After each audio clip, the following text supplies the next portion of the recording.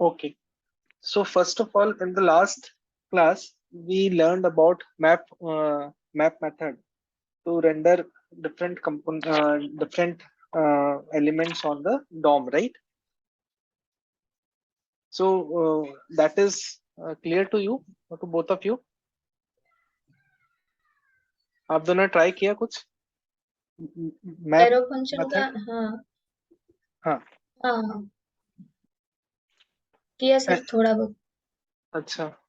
सो पारुल, आपको क्लियर है map map method? Yes, sir. Okay, ठीक। सो आई जस्ट मेड कि हम क्या क्या टॉपिक कवर करेंगे आज।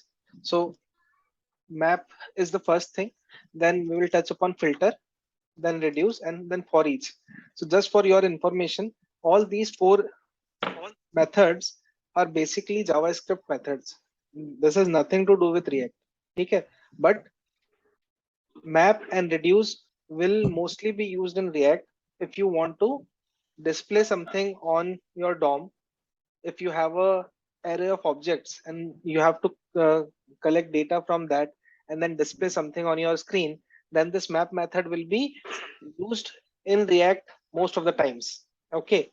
And if you have, say, a database where you have a lot of information which is stored in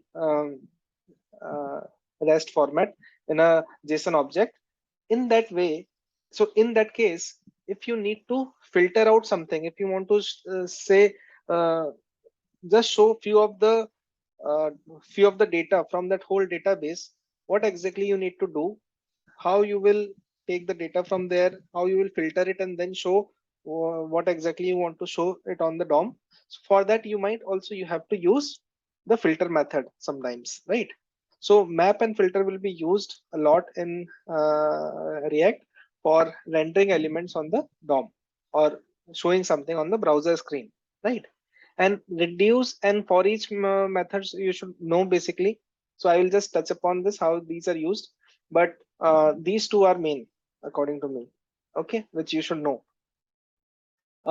Apart from that, state and handler function, this I have already touched upon. So I will give you one task today that you will have to write a component in which there should be a state and you should have a button where you will also have a handler function. So have you written any code till now जिसमें handler function है? आपने खुद ने try करके देखा था क्या मेरे लास्ट स्टेट वाले क्लास के बाद?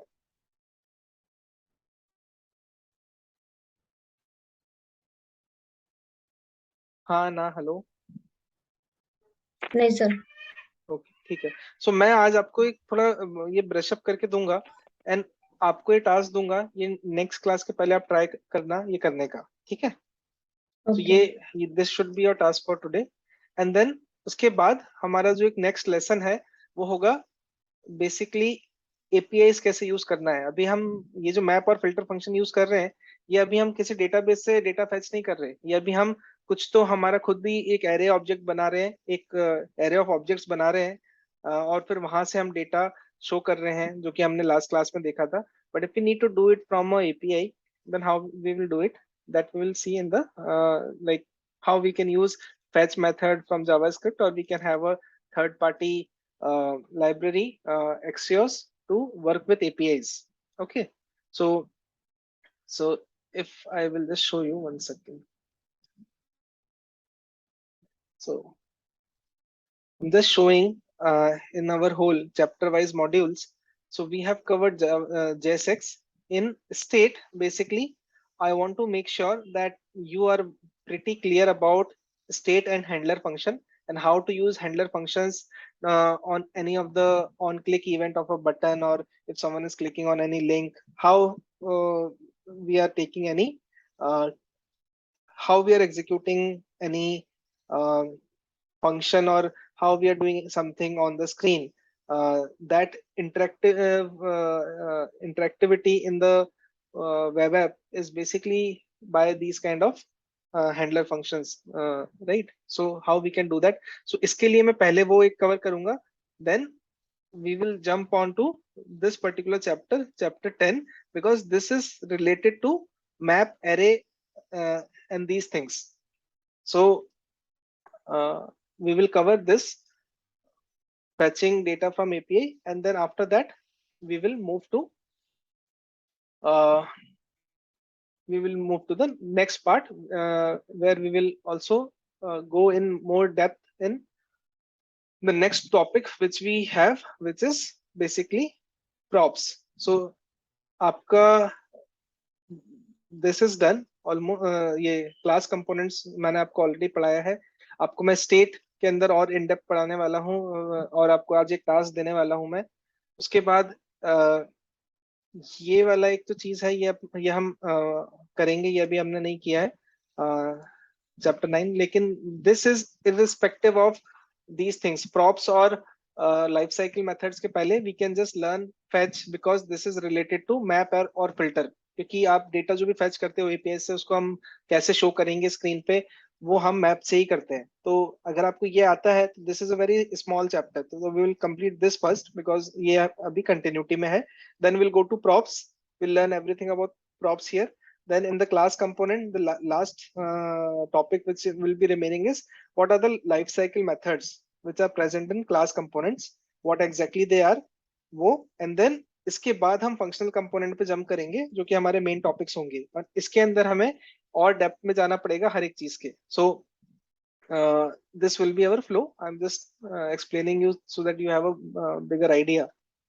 Okay. Now coming back to these methods which we will learn today. So uh, so what we did is we have made this one array of object where we have this array students, and we have different objects here. We have ID, we have name, and then say these are some employee names, right? These are the IDs of the employees in a company, and these are the company. So initially I told you these are my students, right? Kavita, Parul, Anusha, Ashwin, Rahul. These are my students. They got placed in these companies, and this is the ID which I've given them internally. Okay. Now map method you have already seen, right? What map method does is वो student dot map करके जब भी हम एक function call करते हैं इसके अंदर callback function, in that whatever that we pass student is basically one of the, so what happens is it is a iterative loop basically. So in map method what it does is it calls this particular uh, uh, this particular function the number of times which is equal to the length of this array. So अगर ये पांच object है इसके अंदर, so student dot map इसको 5 बार call करेगा। First time this student will be equal to the first thing in the array. Second time it will be equal to this. Third time it will be equal to this. Fourth time it will be equal to this, like this, right? So in this student dot map it returns something, and in this return we can return a JSX basically which can display something on the screen. यहाँ पे हमने student जो पास किया था हमने वहां से student dot name और स्टूडेंट डॉट आईडी को डिस्प्ले ये डिस्प्ले नहीं कराया है, हमने स्टूडेंट डॉट नेम को यहाँ डिस्प्ले कराया है H3 में, एंड देन यहाँ पे हमने स्टूडेंट डॉट आईडी इस चीज को हमने प्रिंट कराया है। तो आई विल जस्ट सी कि इसका आउटपुट क्या आ रहा है। So just brush up for you, I hope आपको ये समझ में आया है। सर रिकॉर्डिंग है ना? I think yes.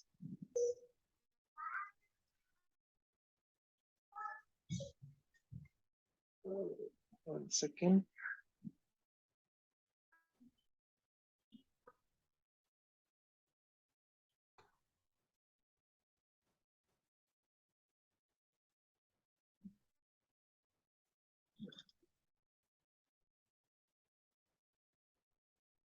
Okay, one second.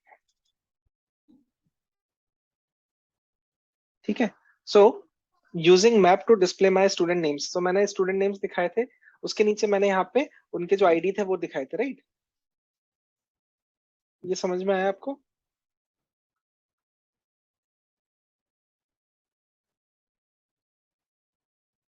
यहाँ पे मैंने स्टूडेंट नेम दिखाया था H3 के अंदर, और फिर उसके नीचे मैंने एक और H3 के अंदर ही एक और एक H3 था, उसके अंदर उसका आईडी दिखाया था। तो ये क्लियर है। इसको और क्लियर करने के लिए मैं एक लाइन ब्रेक दे देता हूँ यहाँ पे, ठीक है। लाइन ब्रेक पता है आपको क्या होता है? या यहाँ पर लाइन दे देगा एक, ठीक है। सो इस तरीके से हमने मैप वाला फंक्शन यूज किया है, ठीक है। ये जो मैप मेथड है ये एक एरे के ऊपर होता है। Now next we have a filter method, ठीक है। अब फिल्टर मेथड क्या करता है? फिल्टर मेथड हमें रिटर्न करता है एक नया एरे, ओके। और वो जो नया एरे है, वो नया एरे किन कम किन तो अगर हमें इसके अंदर से फिल्टर आउट करना है कि मुझे देखना है कि मेरे वो स्टूडेंट जो सिर्फ विप्रो में प्लेस हुए हैं, राइट। तो मैं क्या करूंगा? तो मैं एक कंडीशन लगा सकता हूं कि if students dot company is equal to Wipro. मैं सिर्फ आपको समझाने के लिए बोल रहा हूं अभी, आप सिंटेक्स पे मत जाना। अगर मेरा स्टूडेंट डॉट कंपनी विप्रो के बराबर है, वो सारे जो एलिमेंट है, इन एलिमेंट और इन एलिमेंट को मिलाकर मैं एक नया एरे बना दूंगा। एंड उस एरे को अगर मैं मैप करूंगा, वापस से मैप फंक्शन उसके ऊपर अप्लाई करूंगा, तो मैं डिस्प्ले करा सकता हूं उसको। ये ये जो मैंने अभी बोला है क्लियर है आपको? अगर आपके पास कोई एक फिल्टर मेथड होता जिससे आप फिल्टर कर सकते थे अभी वाला आपका जो एरे है, उसके बजाय आप एक नया एरे बनाते और उस एरे के अंदर सिर्फ वही एलिमेंट डालते जो कि आपकी फिल्टर कंडीशन को मैच कर रहा है। तो वो मैच करने के बाद आप वो जो नया एरे आपके पास आता, उसके ऊपर वापस से मैप फंक्शन लगा के उसको डिस्प्ले करा सकते हो, राइट। अगर मैंने आपको ये बोला है कि मुझे सिर्फ विप्रो में मेरे जो स्टूडेंट प्लेस हुए हैं उनको डिस्प्ले करके दिखाओ, तो अभी जो मैंने आपको बोला है वो आपको लॉजिकल लग रहा है?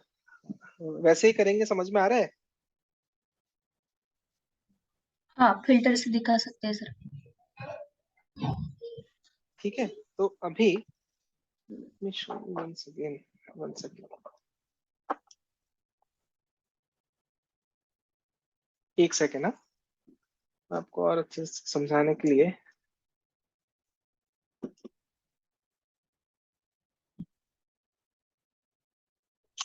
सो ओके, ठीक है, वन सेकेंड।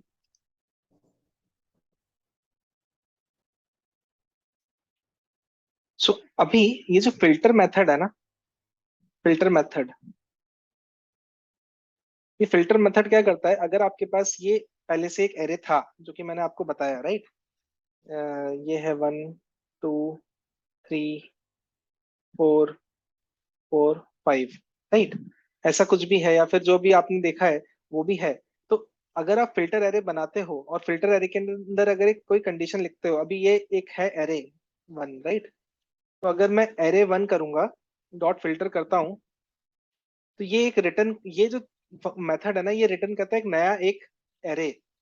वो कुछ भी हो सकता है, मानो वो एक एरे 2 के अंदर अगर आपने इसका जो भी आउटपुट है इसका, वो अगर इसमें एरो 2 में लिया है, और यहाँ पे अगर आपने कंडीशन जो भी इसमें आप दे सकते हो कंडीशन कि अगर जो भी एलिमेंट 4 के बराबर है वो आपको यहाँ पे चाहिए, राइट। ये तो मैंने बहुत स्ट्रेट फॉरवर्ड कर दिया। तो वो क्या करेगा? इसका आउटपुट एक नया एक एरे बना के देगा जिसमें 4 और 4 पड़े हुए हैं, और वो यहाँ पे आ जाएगा। अब आप इसके ऊपर डॉट एरे 2 डॉट मैप करके इसको आप डिस्प्ले कराना चाहते हो, तो ये आपको पता है कि कैसे कराना, राइट। सो इस तरीके से फिल्टर मेथड काम करता है। अब इसके डिटेल में जाते हैं फिल्टर मेथड के। सो यहाँ पे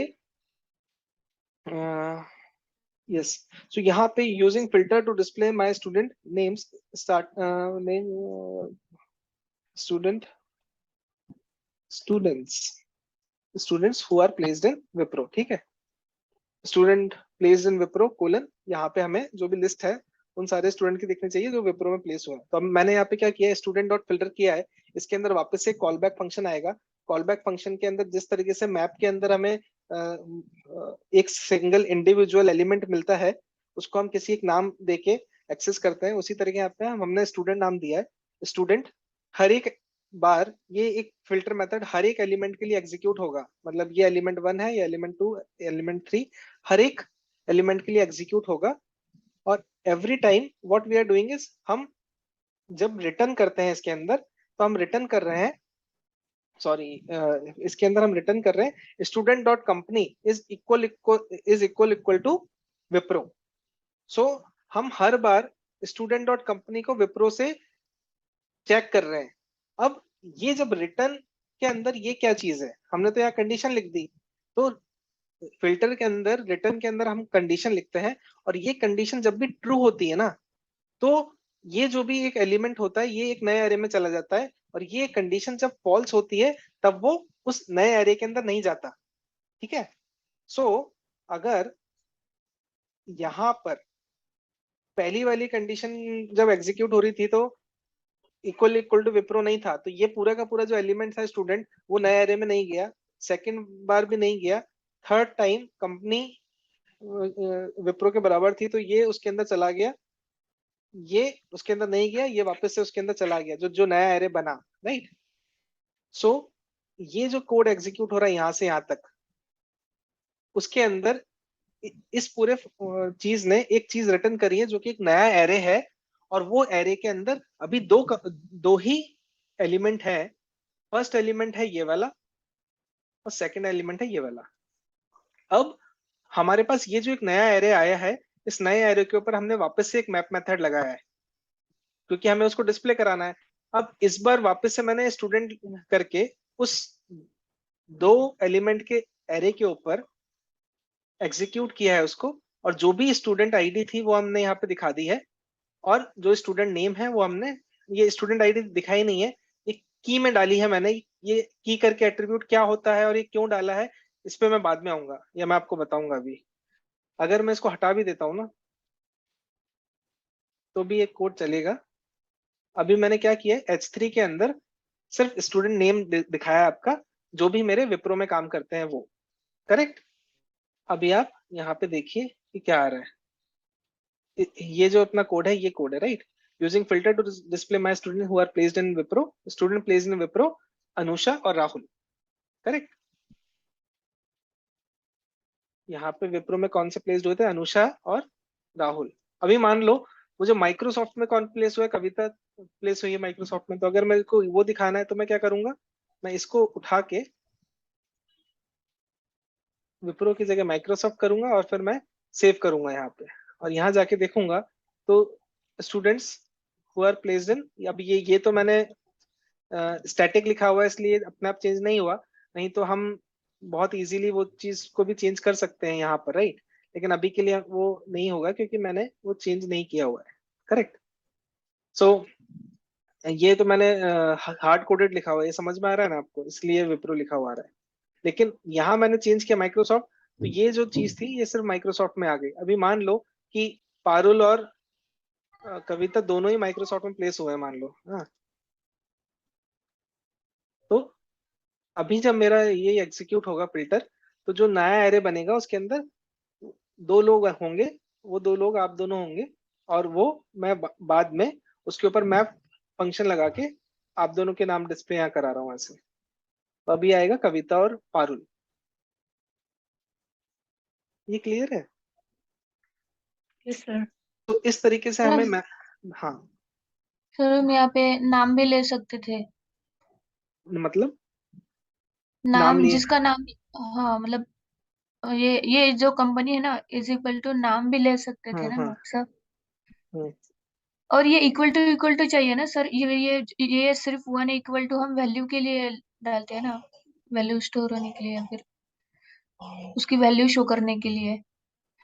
अगर हाँ ये इक्वल टू लगाए ना हम यहाँ पे कंपनी के सामने इक्वल टू, हाँ तो एज ए वैल्यू इतनी ऐसी है तो मतलब डबल चाहिए थे ना सर वहाँ पे।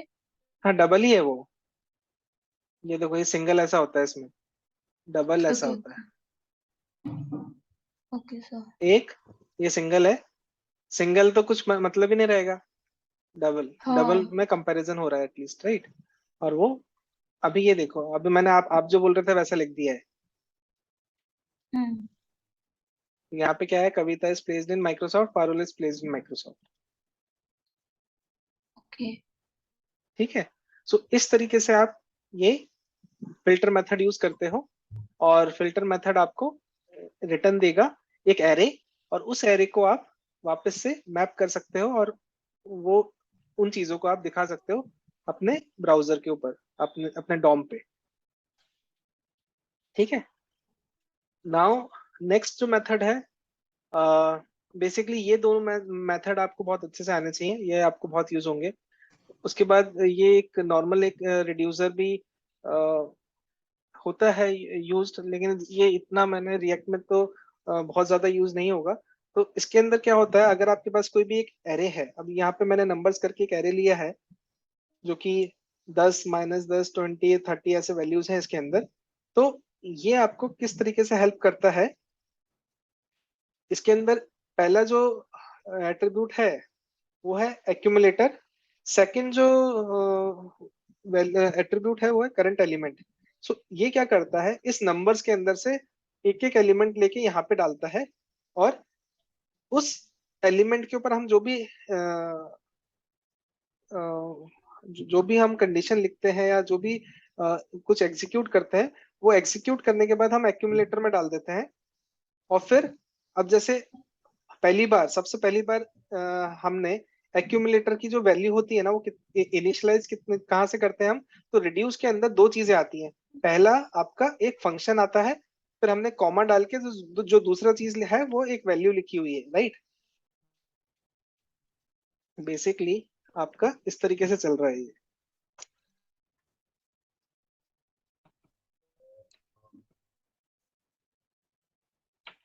मैं सिर्फ आपको लिख के दिखा रहा हूँ, मैं डिलीट कर दूंगा ये लाइन। इसके अंदर पहला एक फंक्शन आता है यहाँ पे, उसके बाद यहाँ पे एक वैल्यू आती है। ठीक है। ये जो वैल्यू होती है, ये वैल्यू बेसिकली आपका आपके इस फंक्शन के अंदर, ये जो कॉल बैक फंक्शन होता है आपका, इस कॉल बैक फंक्शन के अंदर जो पहला जो एट्रीब्यूट है उसकी वैल्यू जो है एक्यूमुलेटर की वैल्यू वो होती है। और करंट वैल्यू आपका क्या होता है, इस नंबर्स के अंदर ये एक एक करके इटरेट होता है इसके ऊपर, तो उस पर्टिकुलर करंट वैल्यू हो गई। अभी जैसे स्टूडेंट जो था पहले, वो एक एक करके अपन को जो एलिमेंट पास हो रहा है वो करंट एलिमेंट करंट वैल्यू है। सो यहाँ पे हमने एक्यूमुलेटर की वैल्यू कर दी 0। अब हमने करंट एलिमेंट किया और फिर इसके अंदर से रिटर्न करा एक्यूमुलेटर प्लस करंट वैल्यू। तो ये क्या करेगा, पहले 0 है एक्यूमुलेटर की वैल्यू, तो 0 प्लस करंट एलिमेंट करेगा। तो 0 प्लस 10, 10 हो गया एक्यूमुलेटर, राइट। एक्यूमुलेटर की वैल्यू 10 हो गई। रुको मैं इसको नीचे रखता हूँ ताकि आपको पढ़ने में इजी हो, समझाने में इजी हो कि हो क्या रहा है।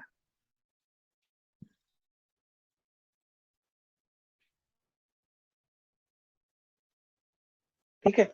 सो अभी सबसे पहली बार एक्यूमुलेटर के अंदर 0 वैल्यू है, करंट वैल्यू है 10। सो 10 प्लस 0, 10 आया। अब एक्यूमुलेटर की वैल्यू 10 हो चुकी है। सेकेंड टाइम जब वापस से एग्जीक्यूट हुआ ये रिड्यूस, इसके अंदर करंट वैल्यू है -10। तो 10 प्लस -10, एक्यूमुलेटर की वैल्यू 10 थी, 10 प्लस -10 0 हो गया। एक्यूमुलेटर की वैल्यू अब 0 हो गई। फिर वापस से एग्जीक्यूट हुआ 20 प्लस 0, तो एक्यूमुलेटर की वैल्यू हो गई 20। उसके बाद वापस से एग्जीक्यूट हुआ, इसकी वैल्यू है 30, तो 30 प्लस 20 कितना हो गया 50। सो इसने मैप डॉट रिड्यूस ने आपका 50 जो था वो आपका रिटर्न कर दिया। सो ये आपका रिड्यूस फंक्शन है। ये कब यूज होता है, जब आपको करंट एलिमेंट के ऊपर कुछ अपडेट करके उसको ऐड कर रहे हो या फिर उसको मल्टीप्लाई करके किसी चीज में डाल रहे हो। तो बेसिकली जो भी फंक्शन है वो किसी न किसी एक्यूमुलेटर के अंदर डालते जा रहा है, जो भी आपका करंट एलिमेंट पे जो भी आप एग्जीक्यूट कर रहे हो उस चीज को। सो ये रिड्यूस फंक्शन होता है आपका। मैं इसको यहाँ से हटा सकता हूँ। ठीक है। सो यहाँ पे अपन ने देखा 50 वैल्यू आ रही है, वो 50 वैल्यू यहाँ से आ रही है बेसिकली।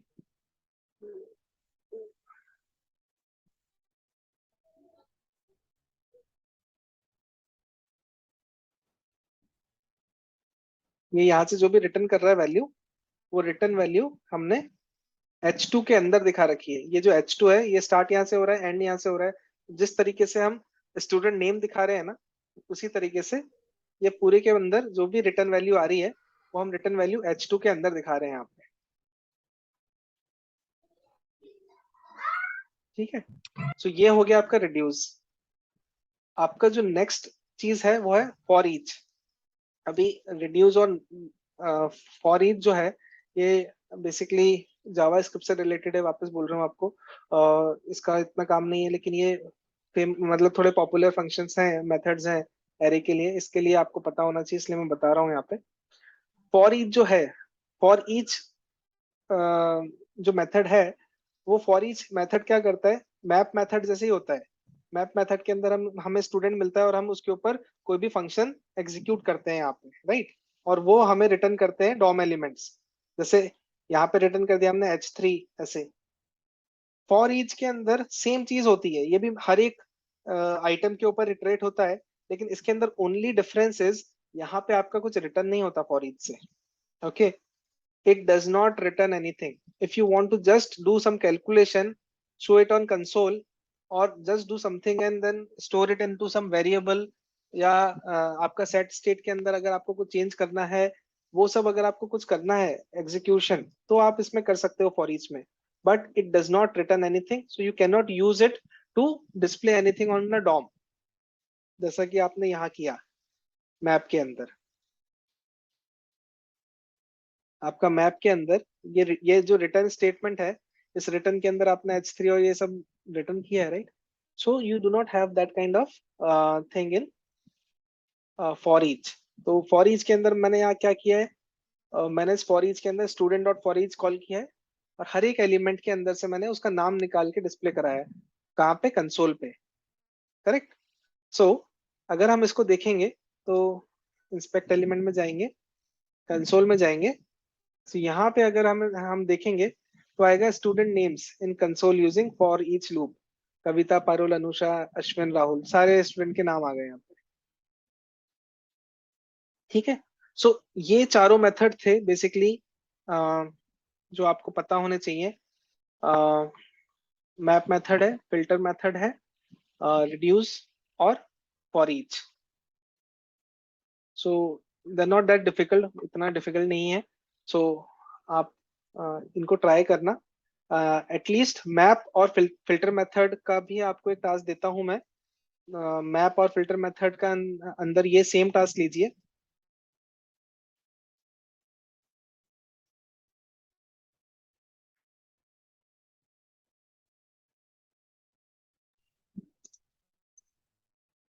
सर आप कोड शेयर कीजिए, नहीं तो हमें ना वीडियो देखना पड़ता है पूरा, एक कुछ मिस्टेक हो गई तो।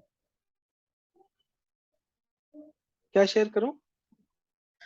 मतलब ये कोड? क्लास के बाद में है कोड, हाँ। अच्छा, ठीक है, मैं कोड शेयर करता हूं आपको। ठीक है, तो आप लेकिन मैं इसलिए आपको कोड शेयर डायरेक्टली नहीं कर रहा हूँ, क्योंकि अभी जैसा मैंने अभी आपको समझाया है ना, अगर आपको कोड सामने ही रहेगा ना, तो आप खुद से लिखोगे ही कैसे, राइट। आप खुद से लिखो, उसमें जो दिक्कत आएगी उसके बाद में अगर आपको शेयर करूंगा ना, तो आपको ज्यादा फायदा होगा।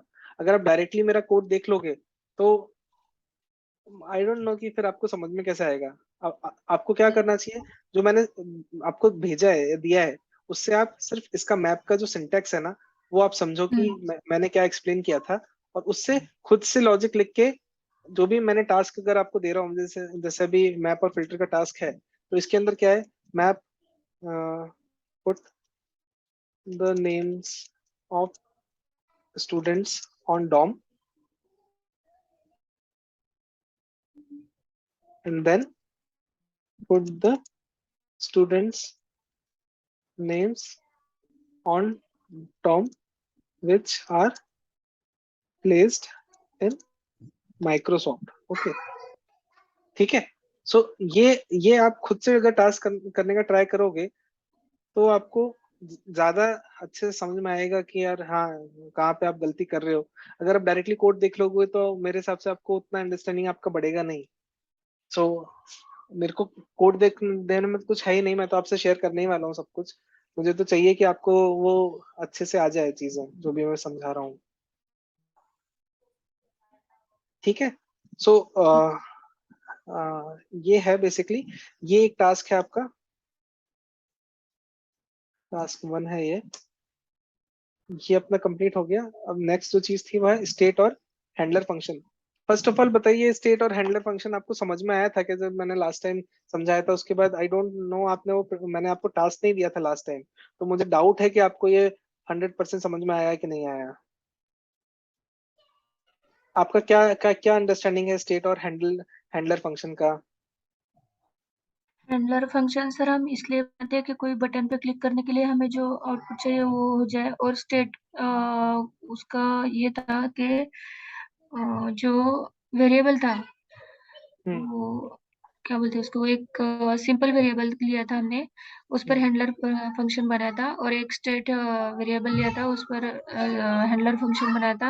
हम्म। तो उसकी सिंपल की जो वेरिएबल की आफ्टर क्लिक करने के बाद में आउटपुट नहीं आ रहा था, बट उसका मतलब क्या बोलते हैं उसको, आउटपुट पे शो नहीं हो रहा था, बट जैसे ही हम स्टेट के ऊपर हैंडलर फंक्शन के ऊपर बटन के ऊपर क्लिक करते हैं तो जो भी वेरिएबल रहता है वो सिंपल वेरिएबल वो भी शो होता है और स्टेट का भी शो होता है। हम्म।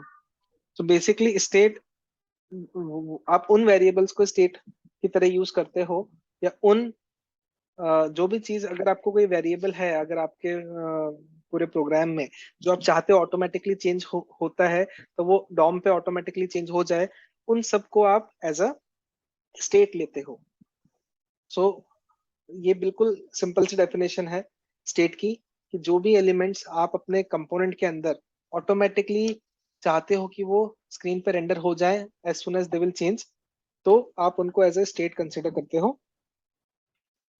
ओके, सो वो स्टेट होता है। रिएक्ट स्टेट एलिमेंट्स को वॉच करता है, जैसे ही स्टेट एलिमेंट चेंज होते हैं वो ऑटोमेटिकली रेंडर कर देता है पूरे के पूरे कंपोनेंट को। पूरे के पूरे कंपोनेंट के अंदर ऑब्वियसली वो चेक करता है कि कौन कौन से एलिमेंट चेंज हुए हैं, और फिर उन सारे एलिमेंट्स को जो चेंज हो चुके हैं, उन सब चेंज्ड एलिमेंट्स को वो रेंडर करता है बेसिकली। ठीक है, सो ये बेसिकली स्टेट है। हैंडलर फंक्शन क्या होते हैं अभी? हैंडलर फंक्शन बेसिकली है कि अगर हमें ऑन क्लिक हमने अगर किया है, तो ऑन क्लिक के ऊपर अगर हमें कुछ भी लॉजिक लिखना है, तो हम उसके लिए हैंडलर फंक्शन लिखते हैं। तो मैं जल्दी से अभी आपको एक चीज दिखाता हूँ कि ये जो एग्जांपल है ये स्टेट का है, और स्टेट का और हैंडलर फंक्शन का है। आपका रिवीजन मान लो आप ये, लेकिन आपको स्टेट और हैंडलर फंक्शन बिल्कुल अच्छे से समझ में आना चाहिए। कंपोनेंट, क्लास कंपोनेंट के अंदर वो ये जो एग्जांपल है वो ये करेगा। ठीक है, यहाँ पे हमने क्या किया है, यहाँ पे हमने सबसे पहले आपको कोई भी चीज को, अगर आपका पूरा कंपोनेंट है, कंपोनेंट के अंदर मान लो आपको कोई एक काउंटर बनाना है, राइट? वो काउंटर को बनाना है, और अगर आपको चाहिए कि जब भी आप वो काउंटर चेंज कर रहे हो तो वो ऑटोमेटिकली आपके स्क्रीन पर सेट हो जाए, तो आपको उसको स्टेट में डिफाइन करना पड़ेगा। हाँ, एज ए स्टेट डिफाइन करना पड़ेगा आपको वो। ठीक है, सो यहाँ पे हमने क्या किया है, हमने एक स्टेट, जो अपना ऑब्जेक्ट है वो हमने यहाँ पे डिफाइन किया है क्लास कंपोनेंट के अंदर। सो क्लास कंपोनेंट के अंदर अगर आपको स्टेट डिफाइन करना रहता है, तो आपको कंस्ट्रक्टर को कॉल करना पड़ता है। कंपोनेंट के अंदर कंस्ट्रक्टर जो फर्स्ट मेथड, ये यहाँ से यहाँ तक कंस्ट्रक्टर मेथड है, राइट? ये इतना, उसके अंदर आप सुपर कॉल करते हो, और सुपर कॉल करने के बाद आप यहाँ पे अपना जो भी स्टेट होता है उसको इनिशियलाइज करते हो यहाँ पर। ठीक है, this is your first thing. इसके बाद यहाँ पे हमने जो भी हैंडलर फंक्शन लिखे हैं वो अभी के लिए आप भूल जाओ ये। उसके बाद आओ आप डायरेक्टली यहाँ पे रेंडर पे। रेंडर आपको पता है, उसके अंदर हम रेंडर होता है, रेंडर मेथड होता है। रेंडर के अंदर हम रिटर्न जो है उसके अंदर हमने पूरा का पूरा जो JSX है वो लिखा हुआ है, राइट? आपको शो करने के लिए मैं इसको यहाँ पे कॉल करता हूँ पहले। ठीक है, रिएक्ट स्टेट एंड रेंडरिंग, ठीक है यहाँ पर। अब यहाँ पे कोड देखते हैं पहले। ठीक है, ये सो यहाँ पे अभी हमने कोड क्या लिखा है, यहाँ पे हमने कोड लिखा है H1 के अंदर रिएक्ट स्टेट एंड रेंडरिंग। फिर हमने लिखा हुआ है we will learn how state and normal variable in React differs, this is a normal variable. फिर यहाँ पे हमने दिस इज नॉर्मल वेरिएबल करके हमने अपना नॉर्मल वेरिएबल काउंट 1 जो है वो लिखा हुआ है। This is a state variable, this dot state dot state count लिखा हुआ है, राइट?